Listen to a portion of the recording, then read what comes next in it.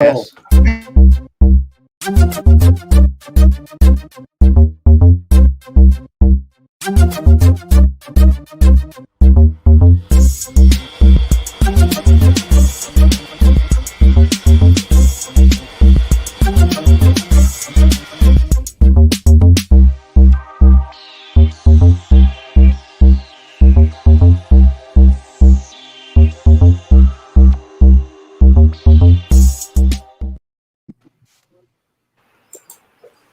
Good evening and welcome to Let's Talk Shop with Russ. We're back again this Saturday night. We're missing a couple of people.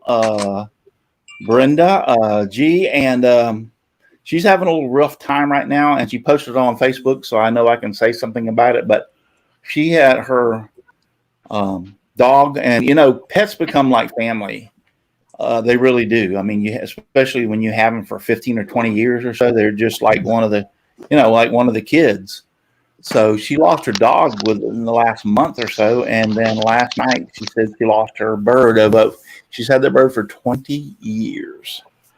So she's really devastated about it, and I totally understand. And I told her, take all the time you want. I mean, especially with back-to-back losing pets like that, it's really, really, really, really tragic for some people. And Brenda lives alone, so her pets are her life. They're her family and everything else. So, Brenda, just saying my heart goes out to you, and I wish you all the best. And I'm so sorry for your loss within the last month or so, especially two family pets. So, and then Chris Ahern is attending a wedding tonight. So I forgot all about it. I said, Chris, are you going to join us tonight? He goes, no, I told you I was going to the wedding.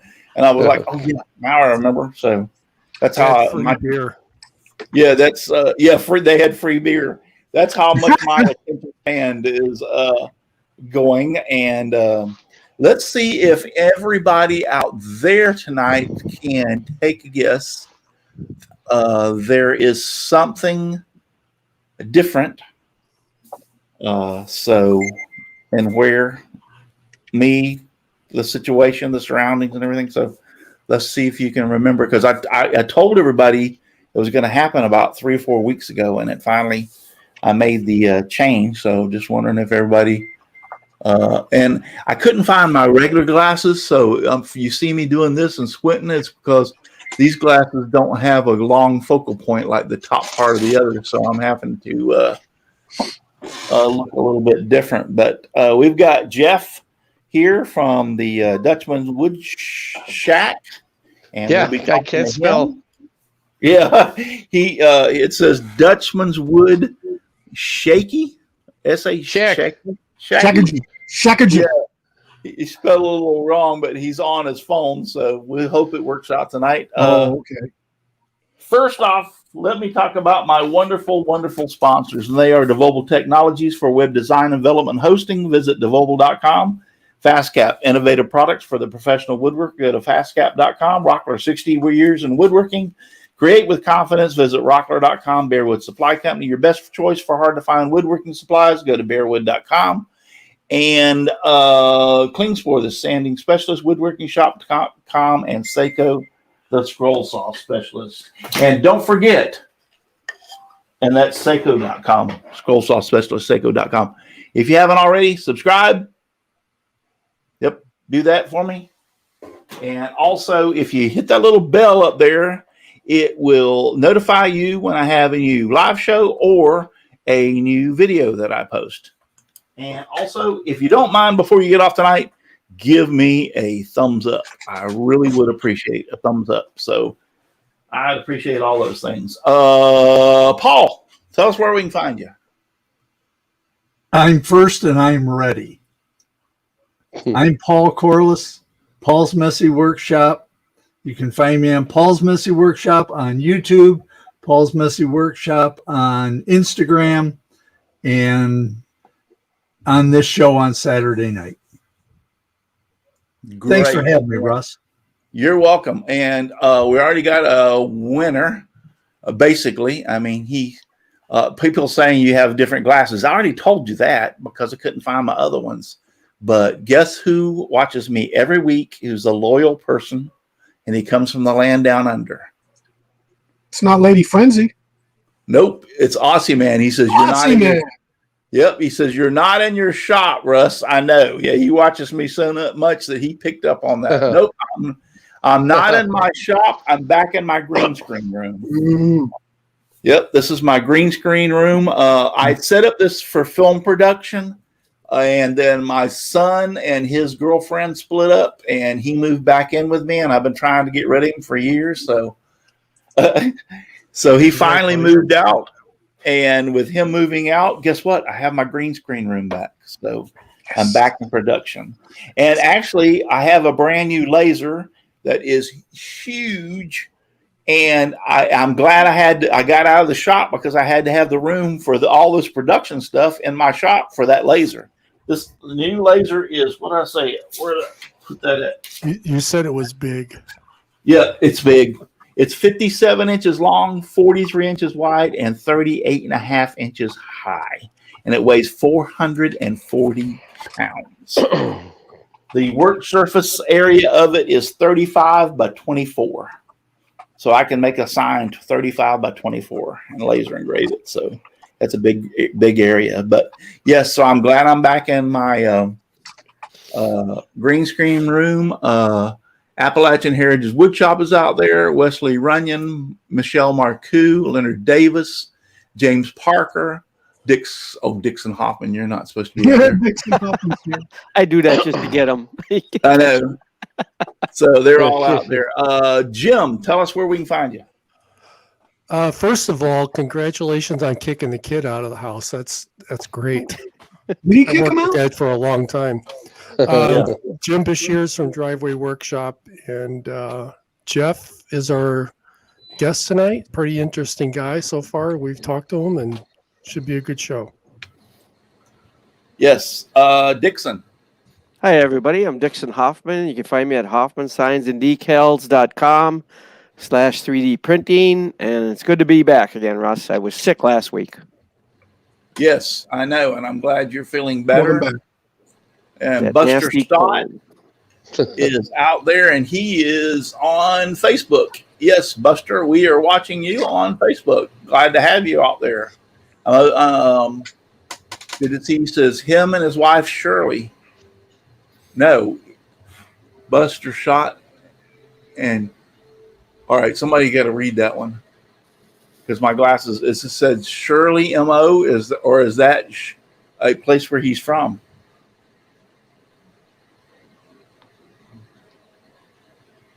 So anyway, you'll have to excuse me. My glasses that I normally wear in here that have a good focal point up top, and then also for reading in the bottom. I have misplaced them. I couldn't find them tonight. So these are my reading glasses, so they don't do very good in distance. I can see the keyboard great, but that monitor up there, I'm kind of struggling to see it. So, Mr. Al Forte. Al Forte, Odessa Woodworking Maker Shop, Kilroy 79763, all over everywhere. I have a stream on Twitch, 2 p.m. Central. Not sure what I'm going to even do tomorrow. And I'm also on the Nostalgia podcast with Hobbies Woodshop at 9 o'clock Central tonight. Anyway, got a YouTube that hasn't gotten anything, but maybe this summer I'll get some stuff up. Great to be here. Jeff, welcome, and look forward to hearing all about you. Are you going to be doing anything tomorrow on I'm Twitch? probably going to be designing, I don't know, maybe working on the Lady Washington, which is a CNC rid cut ship that I need to start putting together. I got a bunch of stuff. I don't know what I'm going to do yet, but I've got a lot of stuff. I've been working on these little torpedoes for a miniature scenario. They're supposed to be 172s, but they are so small that the detail on the end just doesn't work out. This is actually, let's see, I think this is actually the torpedo. I don't know. No, this is actually the torpedo, but the detail is so small that it's not coming out. I'm trying to do it on the resin printer, and I'm I think my resin's old. I need to get some more resin. Remember the coin? Remember the coin that I was working on? Yes, that right yes. there, right? I don't know. Yep. Oh yeah, It now came we can out see it. halfway decent. It's got some. See, this one up here is 3D printed on a regular printer. This one's done on resin, but this is what happened to it. Ah, So it didn't come out. I'm trying to put a barcode on the back so that it goes to my website also. Oh yeah. And, Yep. it didn't work. And I think what I'm going to end up doing is putting some type of black color to make it contrast right there. But right. anyway, maybe I'll work on this, or maybe a combination of everything. I'm not really certain. I'll try to get over there and watch you. Cool. Look forward to seeing you, Russ. Yeah, awesome, man. Yeah, he's digging his grave already.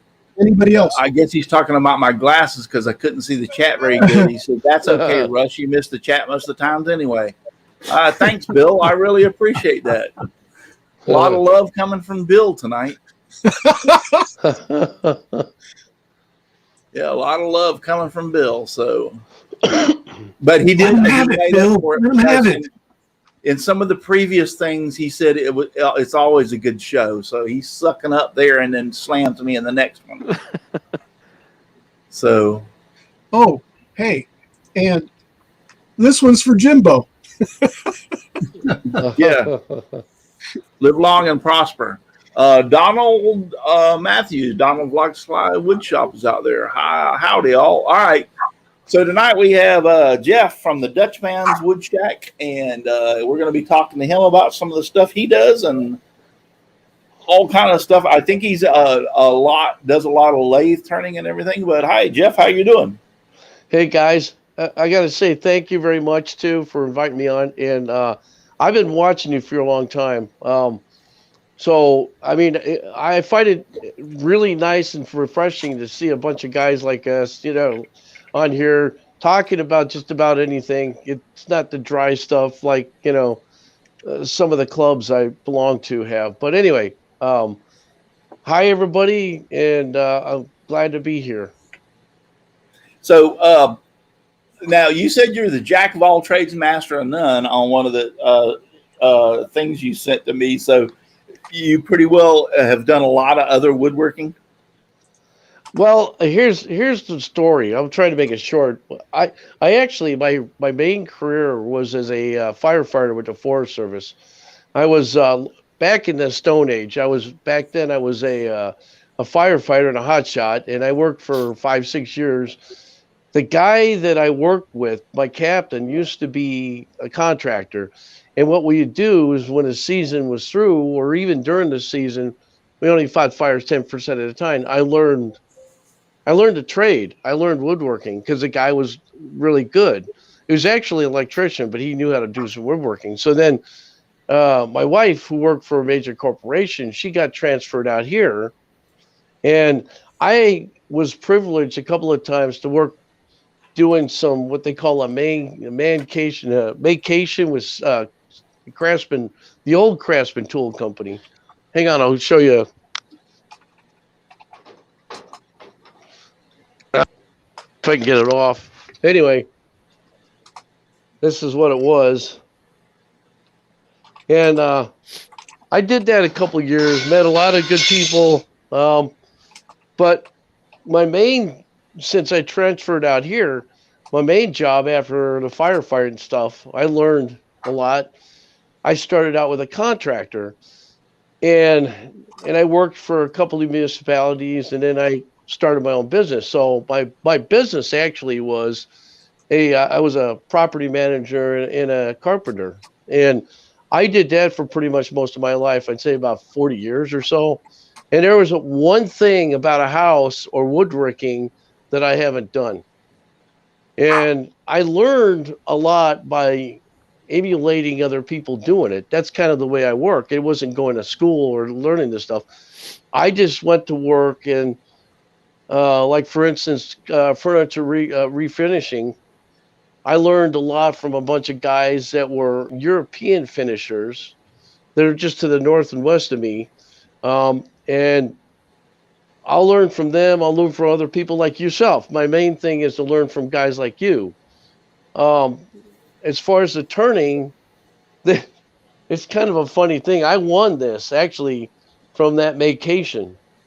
Now that was like 2015, I think, 2016, but I'd never turned anything in my life. And the day that I was doing a demo on a lathe, I don't know if you can see it, it goes backwards. This thing, it's a Craftsman, it's actually made by Recon, and it's a MIDI lathe.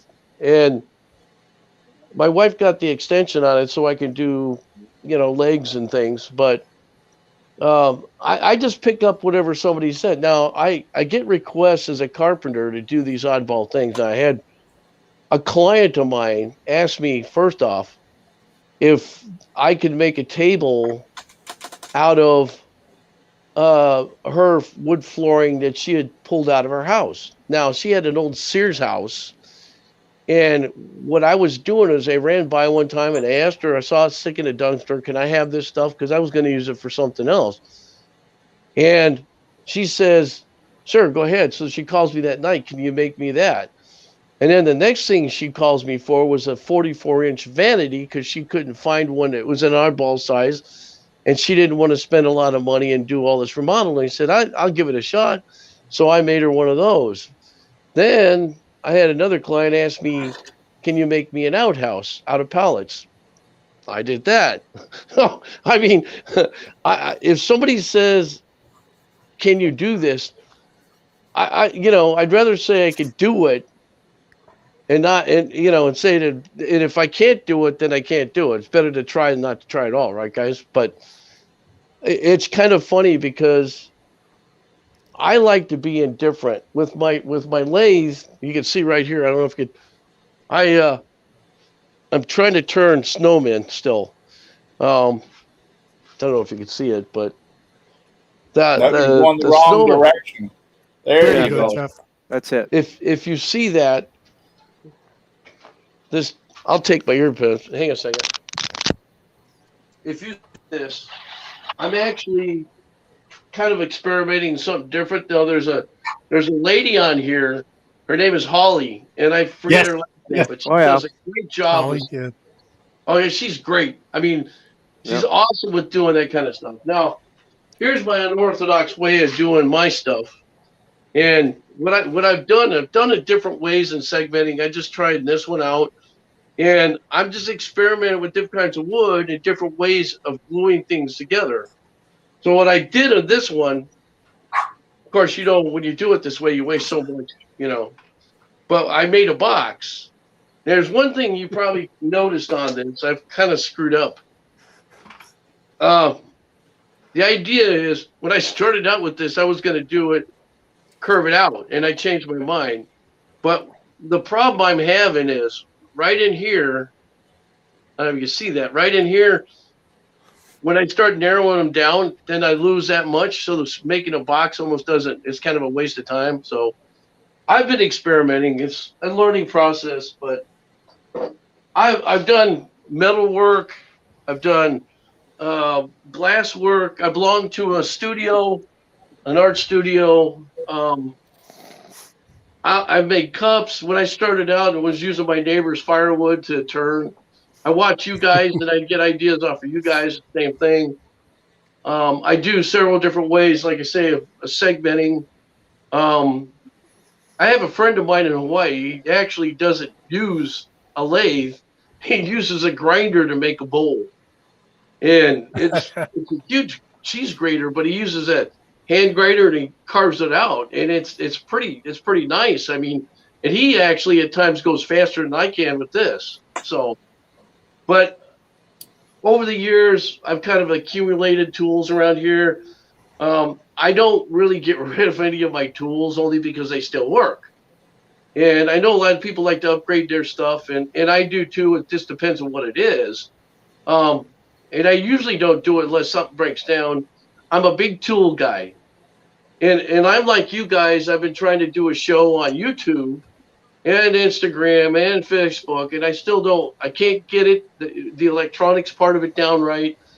And I'm trying to sell my products because, or especially teaching young kids. I mean, my focus is showing young people how to do things without spending a lot of money on tools. And I don't know, it's just, it doesn't seem to be any interest in there. And from time to Well, time, if you ever see some of my videos, I like to clown around. yeah, I'm you're trying to right. get A lot of this them new generation around here, though, is not as interested as the hands-on stuff as some of the old generation. And I don't know if you knew this or not, but I was a firefighter paramedic for 30 years myself. So yeah, and I had an opportunity to go work for the Forestry Service, but I chose to stay where I was at, and I'm glad I did because it was a great career. And then, like yourself, was when my you're father young was a in your early 20s or late teens, early 20s. I actually think kids should go into that kind of stuff for a couple of years before they go into college because, hey, no, at least when I could tell you, working with 19 or 20 other guys on a hot shot crew, and you're living with them. Like there was times where I was with the guys for 44 days straight on right. a or someplace. I mean, you learn how to. It's like you're living in with your mom. So you got to learn how to work with people, communicate with people, use tools under stressful conditions. You actually learn a lot of things. I mean, I use chainsaws a lot, axes. I mean, outside of wood shop and auto shop in high school, it was like, I mean, I had a blast, but you get to the point where, I like to learn something else that's not as crazy. So a lot of my friends kept on doing it, but because it was a federal job, it was a little bit harder to get ahead, and trying to get into a certain position. So this What was time the span way. when you were working in construction? What years? Like from the 80s to 90s, the 90s to 2000? What when you said you were working in construction for a while? What time span was that? What years? I started out let's see. Well, the forestry stuff was in the 70s. Okay, I'm 65. I'll be 65 Right. September. So I started out doing that in 70, probably 76, 77. And that was just in between all the seasons and stuff. And then I started my own business in 94, and I was working for other people in between. When I moved out here in 86. So I was kind of like working for other people at the time. And then I started my own business 94. And I've been doing that up until a couple of years ago. And I kind of semi-retired. And I'm doing this in my photography. I have two businesses. The other one is a photography business too. Actually, my Right. wife. I was just you made the statement about you were doing construction there for a while. I was trying to say what. So that was in the 90s when you had your own business. Yeah. Before Cool. that, the downturn in the economy, I did everything. I did concrete. I dug the ditches. I put in the rebar. I did the framing. I did the drywall work. I did electrical, plumbing. I did every aspect of it. And Right. this is back in the days where they weren't requiring you to use, have a lot of licenses doing stuff. So, and then I went general and I worked with a couple other guys that were, the property management thing was probably the funnest because then you could hire out stuff and then just choose what you wanted to do yourself. The one thing I don't like doing anymore is drywall. I can't stand drywall. I mean, I used to do it all the time. It's just a pain in the butt. You screw around with that a lot, and it's like, but I did it taught me. drywall I mean, 2 weeks. the guys that I worked with taught me a lot. There wasn't one guy that it's like you guys too. If I see something that you guys are doing that either I'm trying to do or I didn't do it right or something new, I'll try it and I'll ask you how you did it and all that kind of stuff. Because that's how I learned. That's me. I kind of teach myself stuff, and I get into everything. I'm collecting tools up here. I got a lot of shelving stuff for old tools, and I like to restore stuff. In fact, there's in the other room over here. I'm restoring a 1910 armoire. I forget the name of the company, but everything was there. Some guy had it at a garage sale, and it was said free. You can have it. It was disassembled. It was all falling apart, but everything was there except the mirror part. And I figure once I get to that, I could use that on a bandsaw and cut it out, whatever. So, but I mean, what other kind of stuff do you have in your shop? Like, what other woodworking do you've been experimenting with turning and everything? What other kind of actually woodworking or making do you do? Okay, well, this is the lathe that I've been doing the most of. The other thing that I've done is lately I've been doing bird houses and butterfly houses for a function. A friend of mine that has an animal shelter, and they're looking for donations. They're doing a charity raffle. So I made so far I've got 25 made, and I'm making another 10 for next weekend. So, and I'm showing people how to use pallet wood to do it. I've got a couple of things I made. Simple things. I don't know if you can see them here. Up in here, let me see my finger. There's a deal on the other side of my toolbox. I've made toolboxes here. Up on the top, I made a toolbox there. I make, believe it or not, a trebuchet. A mini trebuchet. Now I helped make a big one years ago. I made, like I say, I make a lot of stuff.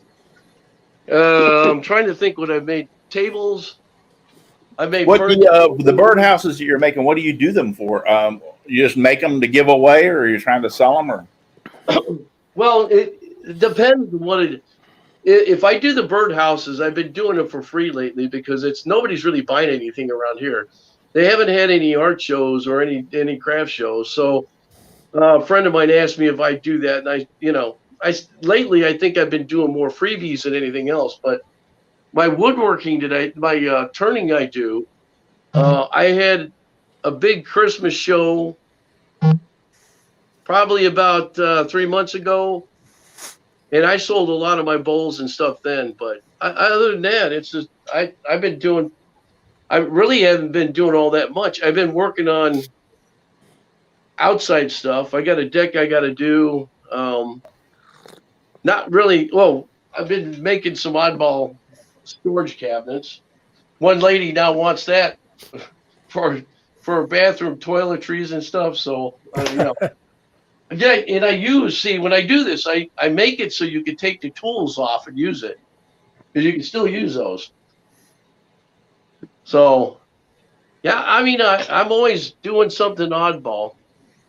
So hey, Russ, can we take a break for a minute, because the questions are piling up out in the chat? Yeah, I'm don't want to miss see anybody. Go ahead and do a few.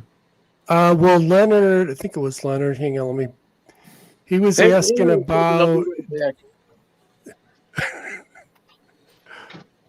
I don't think he understands questions yet. I don't get that. One was Leonard wanted to know if he ever turned anything out of cork, and Appalachian Heritage wanted him to talk about his Mustang. Jeff, you left us, dude. Yeah, he'll be right back. And then nobody likes drywall, just for our information. Alex, and I can't say his last name. Jeff. Yo, Jeff. Hang on. Can you guys see me now? Yeah. Yeah. Well, I lost you there for a second because my device is going wacko on me. But okay. All right. Well, Jim has some questions from the chat that he wants to ask you. Yeah, I can pick up the chat very well here. Yeah. Well, now Jim's going to ask you the questions. All you have to do is answer them. Yep. All set? Okay, shoot, ask me. Go ahead. I'm sorry. Yeah, one of the guys out in the chat asked if you ever turned anything from cork. No, but I've been wanting to do that. There's a couple of guys I know, friends of mine in other groups, that have done that, and I've got some cork here, actually, some cork board I used to use for their squares. They're about a 1/2 inch thick. I could try that. It seems, see, the problem with turning cork is that it's a porous object. And unless you have extremely sharp chisels, Oh and I yeah. think your RPMs are up higher, you have a tendency to gouge it out more, So I don't know if that would work or not. You would have to put it into cast it and put it into resin, and Yeah. I think because I don't think you could turn pork. Just real quick, Alex, can't pronounce your last name. He just wanted to check and see if he has got his submissions for future shows. And yes, I got your pictures that you sent of your projects. And that's one thing I just want to remind people. If you are doing or working on projects and have pictures, go ahead and send them out to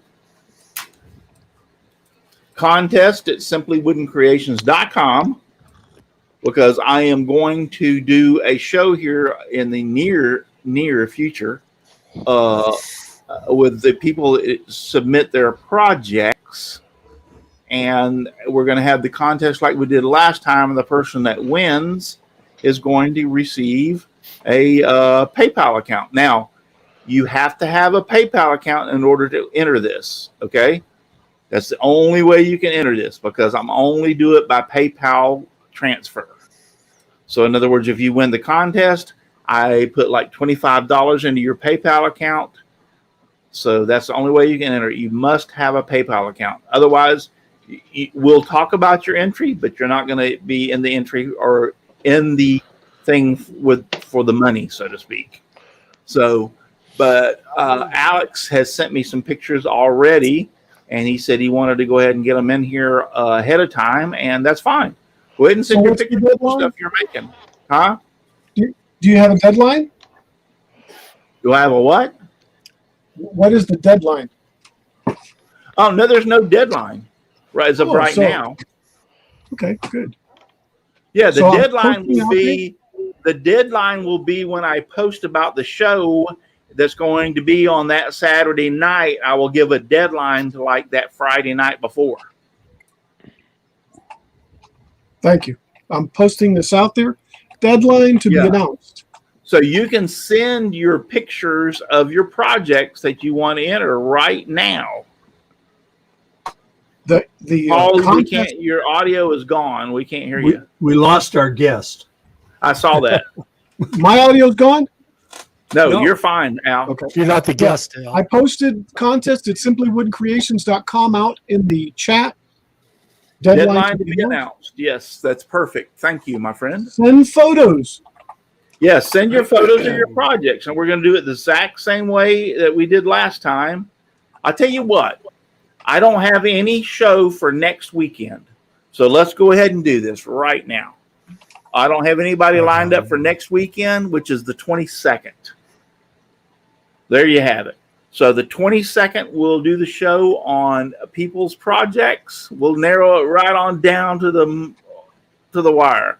So send your picture starting right now up till the 21st midnight. 21st midnight. And send it to contest@simplywoodencreations.com.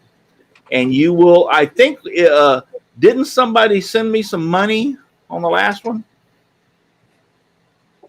I don't remember. It's but a heck anyway, of a contest.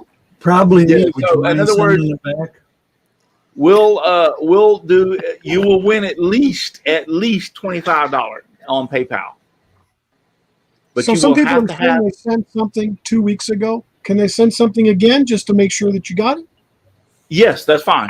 And if I see a duplicate, I will understand that you're just duplicating it, and I'll just delete it. There you go, Mitchell. Do it again. Yep. You go ahead and send them again. And I know I got yours, though. I remember them. But go ahead and send them again, not to take the chance in case. I don't know what the hell I'm talking about, because sometimes I don't. So I'm getting these old timers disease, We understand. Yes. So if you'll Pretty much all of us do. send your information to contest@simplywoodencreations.com, your pictures of then you will be eligible for the prize, but the prize will only be given to people that have PayPal accounts. Make sure you tell me in your information what your PayPal account is so I can send it to you too.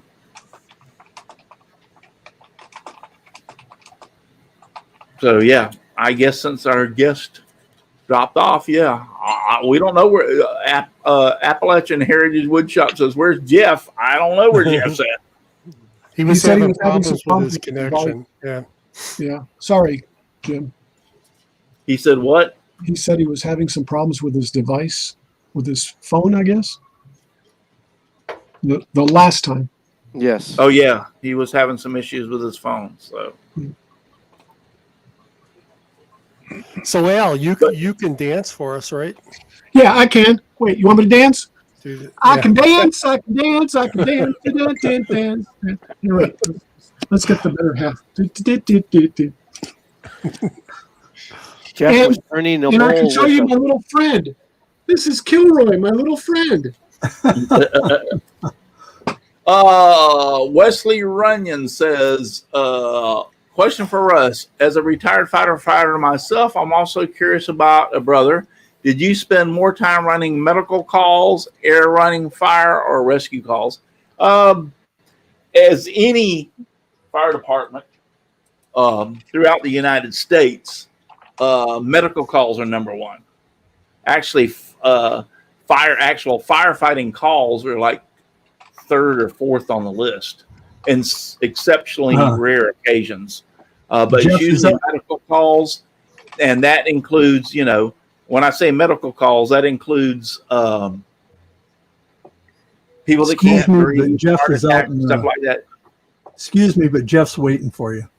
Okay. Oh, That he's back. includes medical calls and stuff like that. The next one would be auto accidents.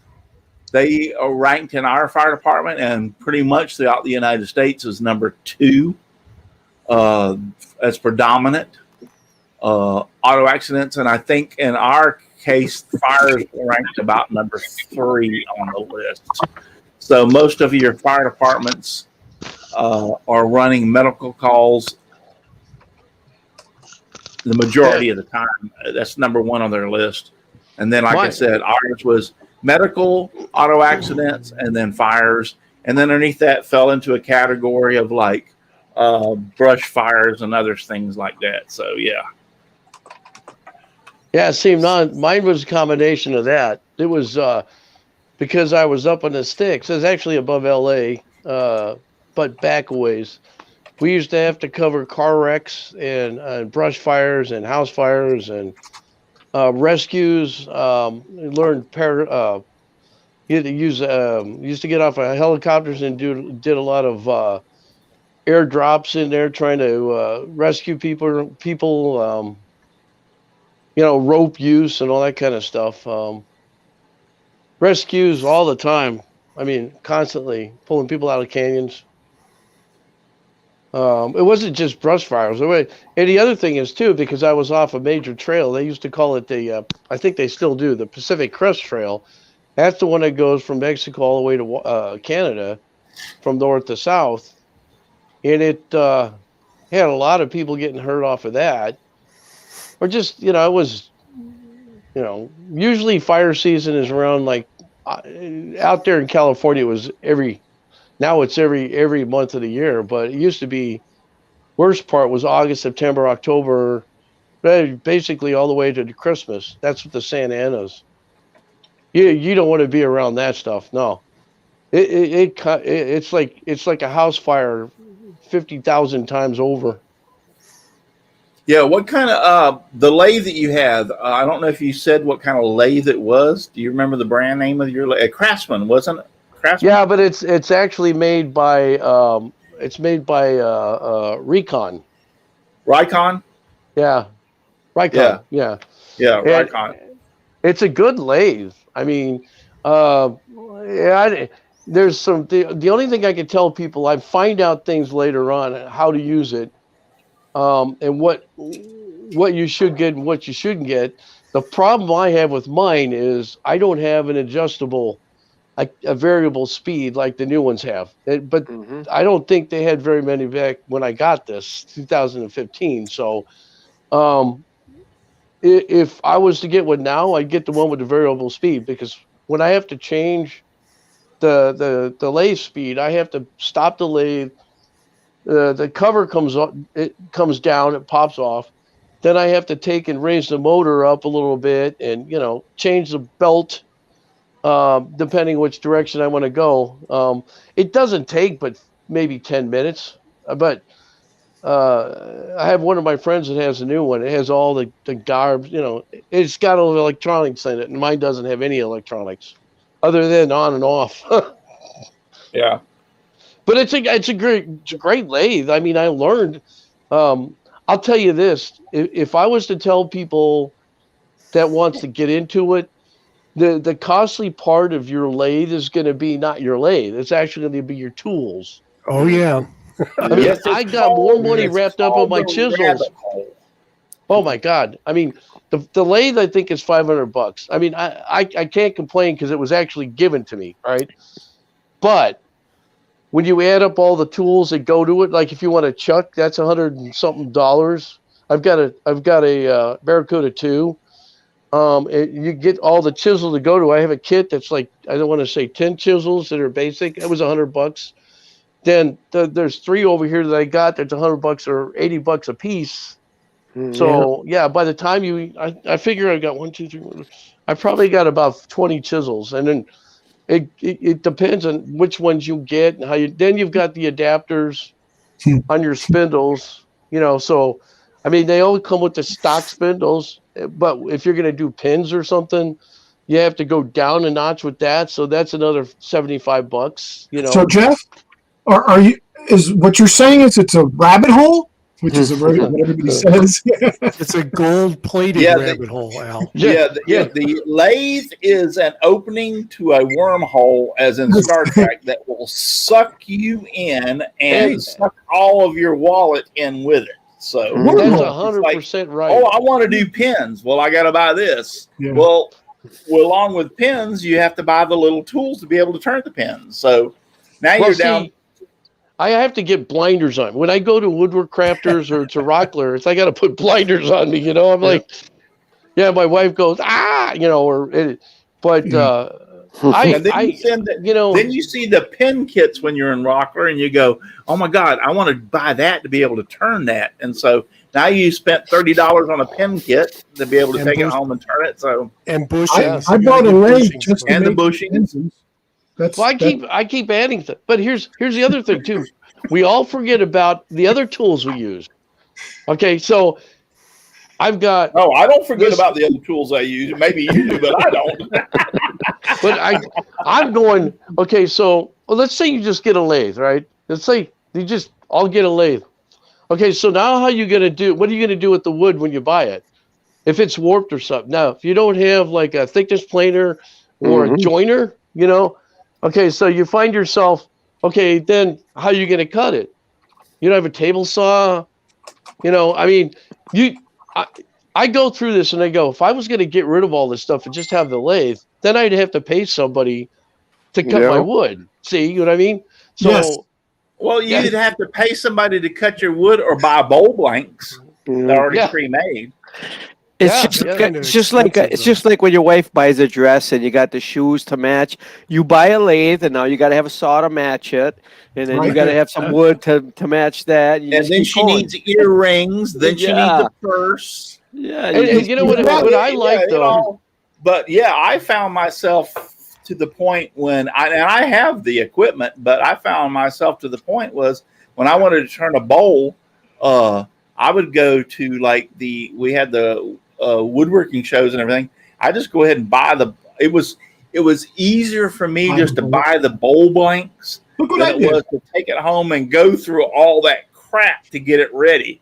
I mean, because when I sit there and I looked at my time spent, that I had to cut the wood, then I had to saw it, then I had to plane it, then I had to round it, or you can sit there and go yang yang yang yang yang yang yang yang yang yang, trying to get all the square corners off. That I went like, you know what? I'll just buy the bowl blanks because it's a lot easier, So Hey, Russ. and that's Hey, what Russ. I would do. Hey, Yes. Russ. How is that? Yeah. Because every time I that like that. corner comes around, every time that corner comes around and your chisel catches it, it's like Yes. No, I'll remember that. The next time I do a video here, I'll remember that. This is what the Okay, well, I got the script. I have to tell you this, guys. Okay, most people who know me in woodworking know that I like to clown around.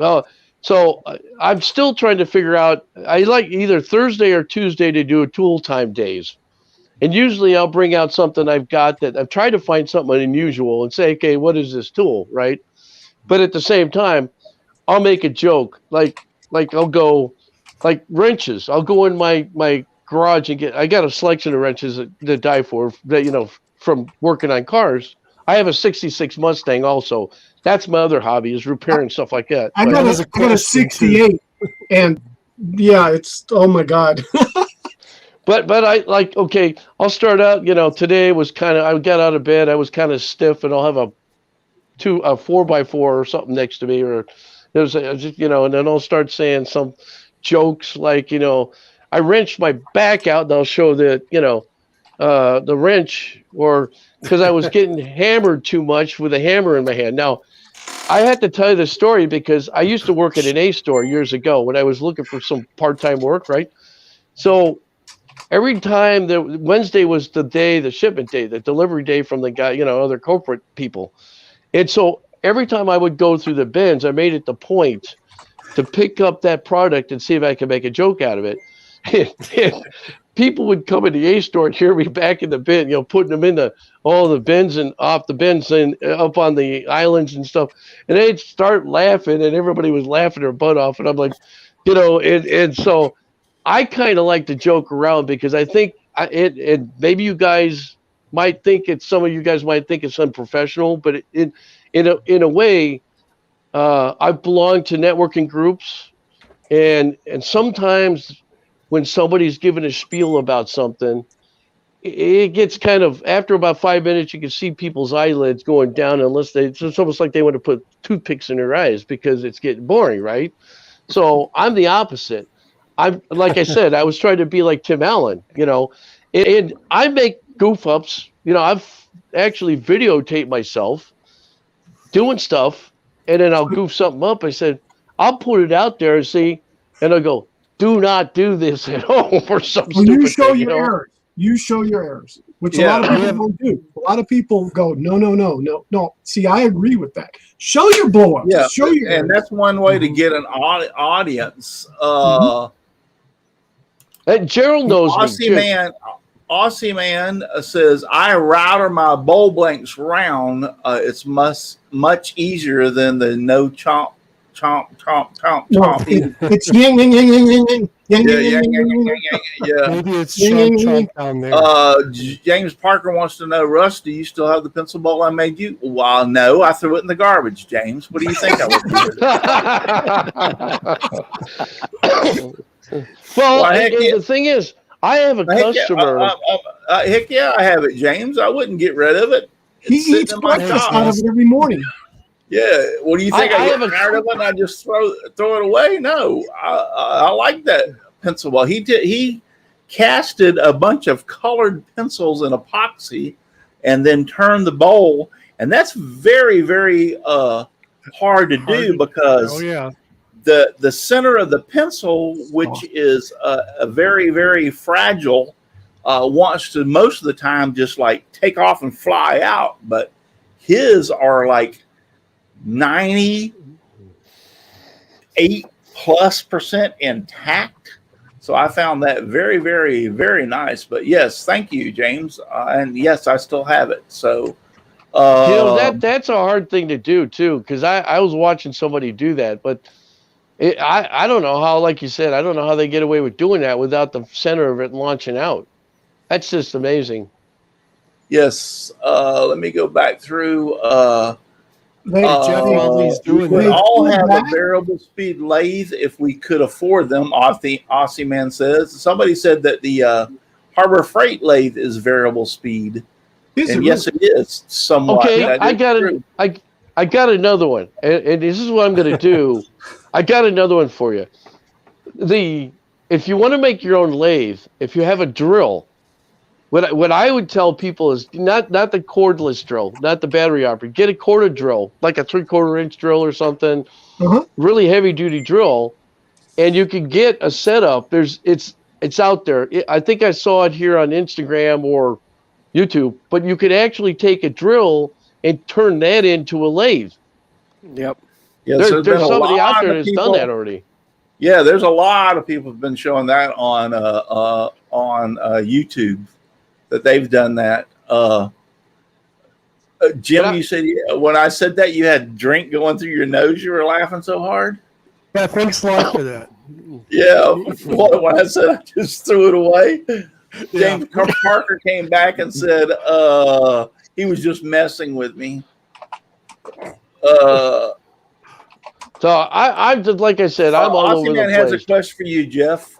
He says, "Do you have it? Or have you tried the carbide tools yet for your lathe carbide?" Yeah. Hang on a second, I'll show you. Yeah, those are the ones that we're talking about $100 and something a tool for. Ooh, nice. 100, that's cheap. Try going from second. 150 up. From Jeff, said did you 100 buy and that? something. Did you buy that, Jeff? Or did you make that? No, he bought that. I can tell you by looking at it. Oh, yeah. Okay, see, I got that.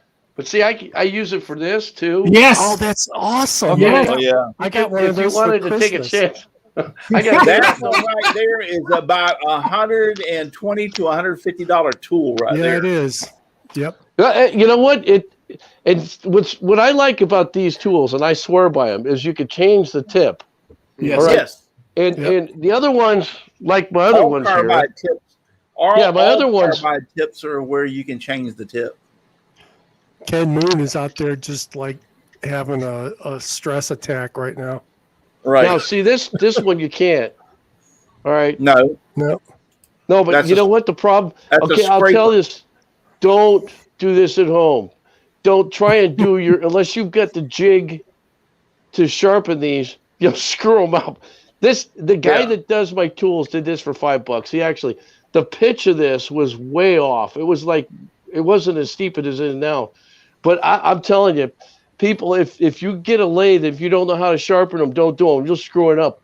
It's better just to have somebody, do them for you. I personally, I'm starting to get lazy. So, I mean, I recommend if you don't know how to sharpen them, buy all carbide and you just change the bit or the tip. See, that's right. I've got like 6. I think I've got 6 or 7 tools. 3 of them are, just high strength steel, and the rest are all carbide. Well, once you learn a couple of I bowl have scrapers my and a own, finger gouge. Yeah, I have my own sharpening thing that I can sharpen mine, but you have to, first off, you have to have the setup to be able to sharpen them and sharpen them right.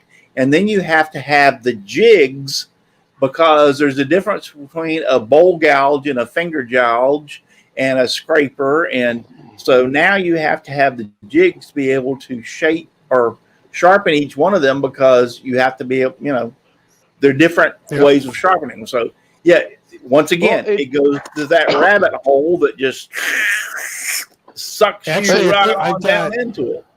I've got the other thing 12 tools plus a Harbor Freight starter kit. Yeah. The other thing is I tell people too, since my background's in forestry, is I tell people to basically study up on whatever wood they're using. I'm a big advocate of which way you're gonna put your bowl together, because the grain, most people want their bowl to really look good, right? Now I know a lot of guys like to do the, one piece log thing. I haven't had too much luck this year because most of the stuff I got split, unless I bought it from Rockler or someplace. But when I put something together, I call it extreme grain. I want that to show on the outside and the inside if I can get it. And when I look at this stuff, I go, okay, I look at what tools, what kind of wood, which part of the tree it comes from, because it does make a difference. The closer to the center of a tree you get, the less grain you get. The further out, the more grain you get. Pith, right? And especially with like trees like oak, red and white oak, it's very dense wood, so you don't get a lot of grain all the time. And it depends on which mill cuts it a certain way. I've been able to scouge up wood from about 100-year-old plus houses. If you could ever get into an old Victorian house, they're going to tear down, and it's a common thing around here lately to put in $1 million mansions. You get that old, the old oak flooring or something, definitely get it, because it has a lot of that warming look to it. I got so much warming look wood laying around here. It's ridiculous. Now I was making my picture frames with those for my wife's photography, but then I started turning bowls with it. And even if I just put a wipe on poly on it, it shows the grain up really good. And if you get really a light colored stain on it, that even does it better. Hey, Jim, when you're scavenging wood from old houses, don't the Chicagoland police authorities have a problem with that? How do you do it? I'm not close to Chicago. I'm far enough away, but okay, that's it. Go to the suburbs. Yeah, well, most people here. That's the other thing around here. That's why I've been in a couple articles about recycling wood and using it for furniture, right? So I try, religiously, whenever if I see something at somebody's house, I ask them. Now I've got a running deal with the mall that I'm buying. I live behind a mall, and no, I don't live in the alleyway. Somebody asked me that. That's a little different, though. Yeah, I'm like, oh yeah. So I've got my lathe set up in the driveway out there. That's a completely different YouTube channel, Jeff. You're right. Yeah. Hold on, just one thing. Chris Nealon says he literally has over $1,000 in sharpening setups, and I wouldn't doubt it. Yeah. Yeah. He says he uses a combination of work sharp combined with the Wolverine system to sharpen his lathe tools. Yeah, I wouldn't doubt that you have over $1,000, because you're right. My system is a knockoff of the Wolverine system. And I didn't spend as much as the Wolverine system cost, but it cost me a good amount of money. I like the wet ground stone system for my tools.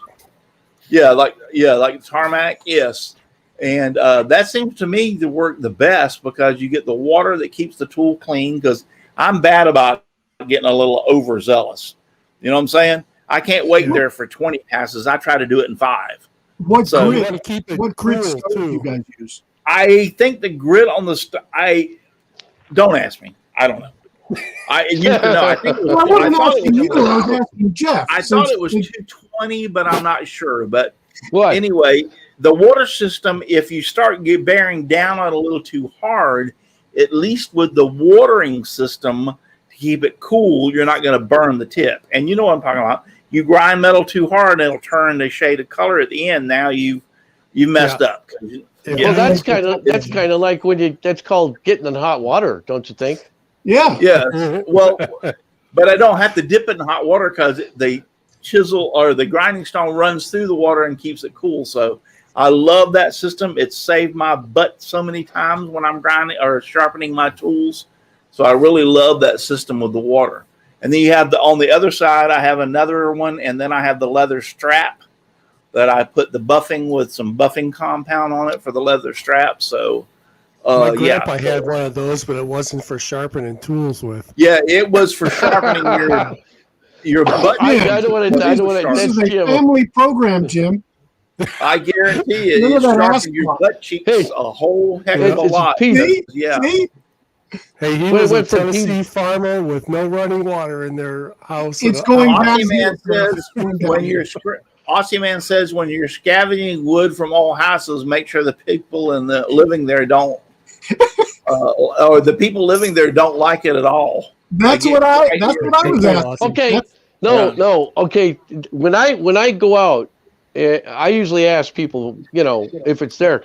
Now, my neighborhood Friday is a pickup day for trash, right? So there's 3 sets of guys that come here, 1 on Wednesday and 2 on Thursday, to get trash. I kid you not. It's the junk collectors, right? So the other day, one of my neighbors, because he's moving, he put his bed frame, his wooden bed frame out there, and it was red. It looked like it was birch that was stained like a dark red. It was really nice color, right?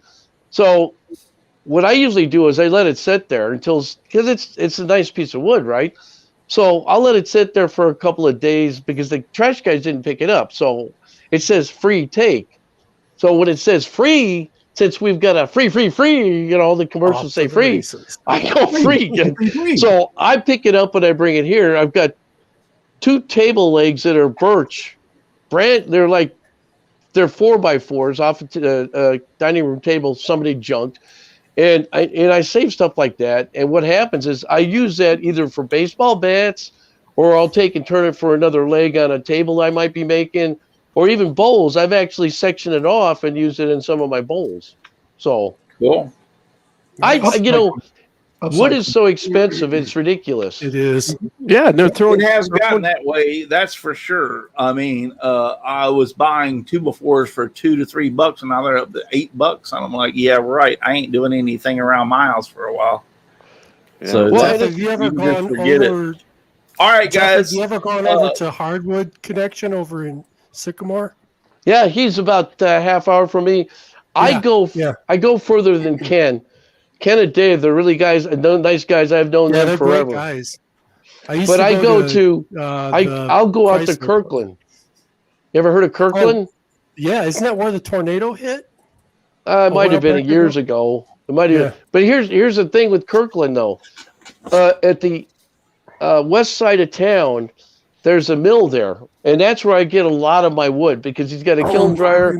Instead of me going to Ken, he marks everything that I can get from him up. So all my, it's not like zebra wood. Now, Owl, if you want exotic wood, I go to Owl Hardwood Lumber in Lombard.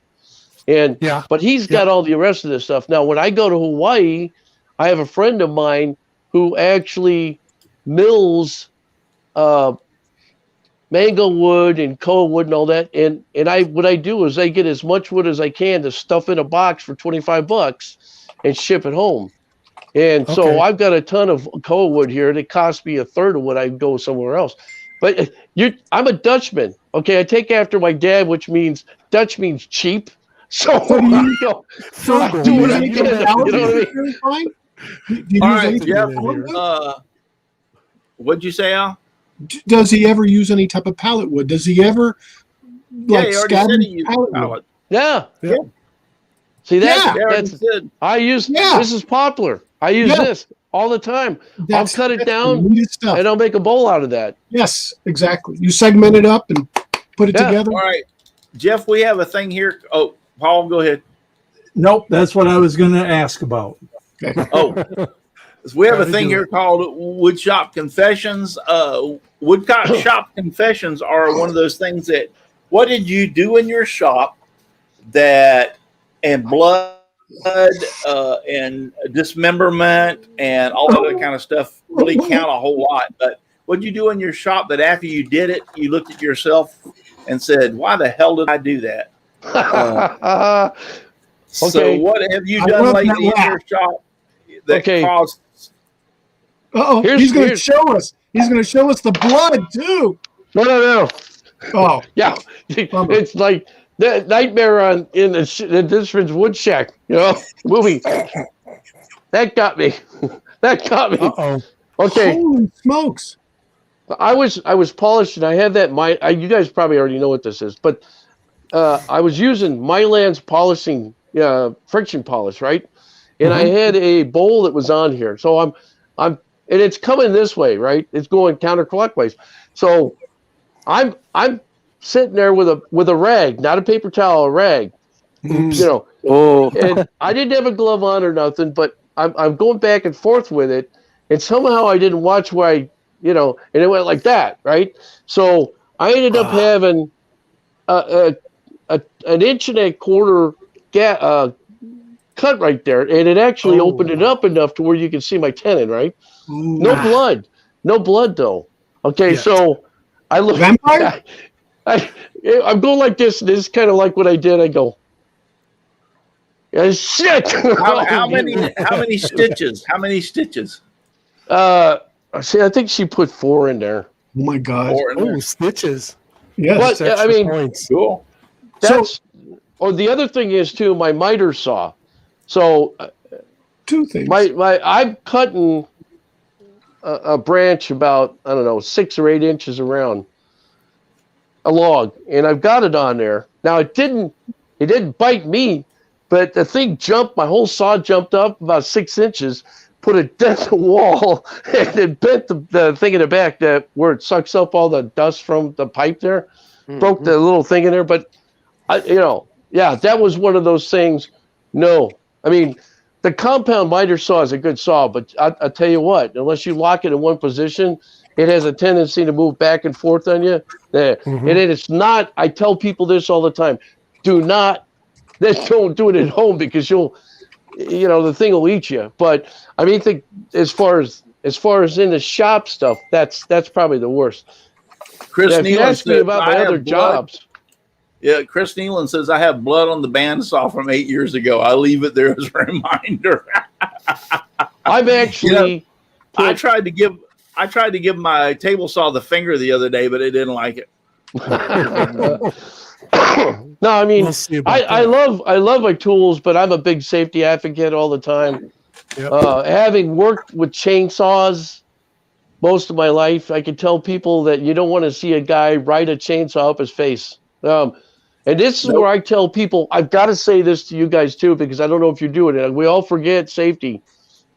When you're doing a table saw or you're doing a miter saw, whatever saw you're doing, stand off to one side or the other, because what will happen, like on a table saw, if you're standing directly behind where that piece of lumber you're cutting, it can kick back on you and shove it right in your stomach.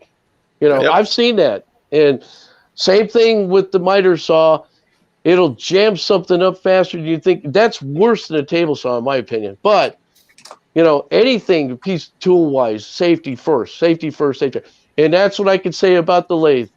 I always wear a face shield, not just glasses, but face shield, and I also have a mask. The reason for the mask is I do have asthma sometimes. But if you get Purple Heart or some of this other wood, it's really dense, like zebra wood, and you start turning with that without a mask on, you could actually pass out. I almost did with Purple Heart. Yeah. Yep. Sorry. I guess it took longer than I wanted. No, that's all right. Jim said, Alex said CBN wheels, and yes, CBN wheels are the way to go. Yeah, and I was going to buy a setup with the CBN wheels at the last woodworking show just before the COVID thing hit, and I didn't do it. So I'm kind of glad I didn't do it because I haven't done a lot of turning lately, so my tools are kind of getting rusty. So, but yeah, I need to get back. And I said, somebody posted something the other day with a bowl, and I said, yeah, I got to get back on my lathe and do some turning. I think what I'll do is I'll have my 3D printer and my laser doing projects, and I'll run out there and turn a bowl while it's doing those projects for me. So that's. You should have a camera tied to all your tools so you can watch it. Like on your phones, you can sit there and watch it. Do you? Okay. Yes, yeah. I do. Yes.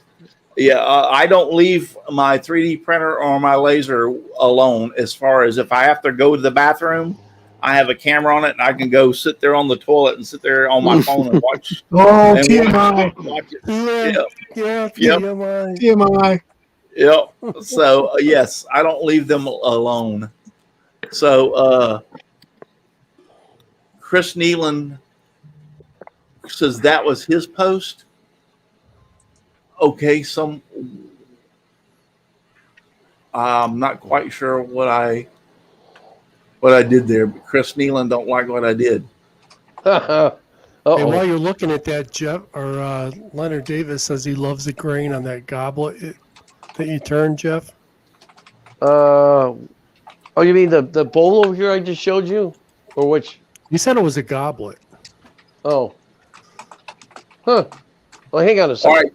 All I can say is, Chris Nealon, I'm sorry. My glasses are, I don't have my regular glasses on. I can hardly see. So if I said something that was somebody else that you said, then I'm sorry. Oh, I know what he's talking about. So I'm not sure what I did there, but that's okay. Hey, listen, don't forget about next Saturday's show. Okay? Next Saturday's show is going to be on the 22nd, and you need to send your pictures of your projects. Start doing it right now to contest@simplywoodencreations.com. Don't forget to do that. Okay. So send them to contest@simplywoodencreations.com. Let me make this bigger so you can see that. There you go. Posting the We can same see thing it I now. posted a Yeah, while contest ago. at simplywoodencreations.com. Send your pictures of your projects, and we're going to do the same thing we did on the last show. We're going to have a contest, and we're going to pick some winner, and the winner will walk away with a $25, and it may be even more than $25. I have to go back and research on that, but at least a $25 PayPal. We'll put it $25 in your PayPal account, so you can spend it however you want.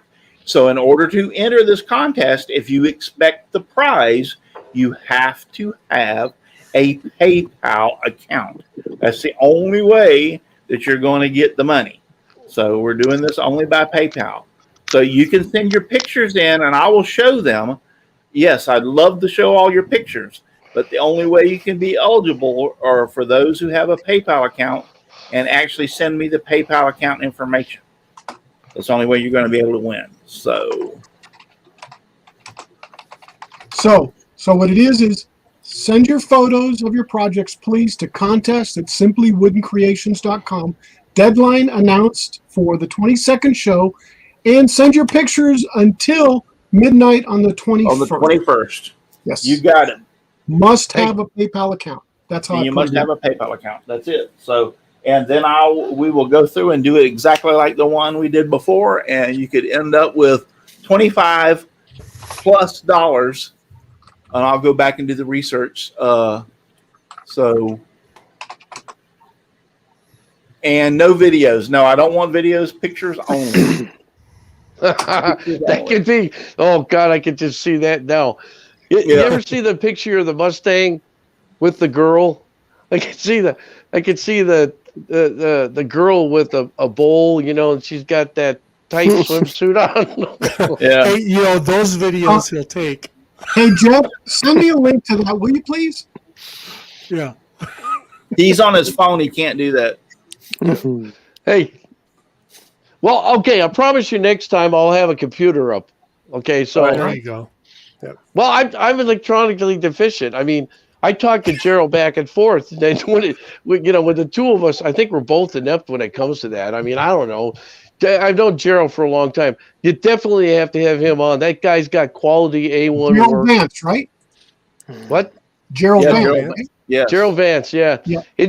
Honestly, he's helped me out. When I started doing lathing, when I started doing the turning, he actually helped me out in a lot of stuff. And it does make a difference. And so every time somebody sees something I'm doing wrong, I always tell people, tell me so that I take note, because I know everybody does it differently, but it also helps me in the long run. So if you guys see some crazy thing I'm doing, not to be, without blowing a house up or something, Yeah.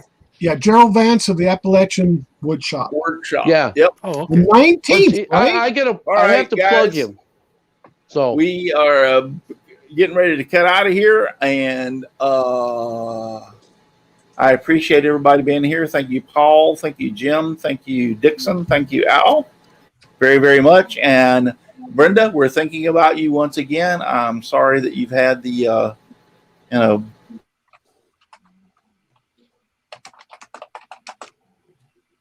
You had the what?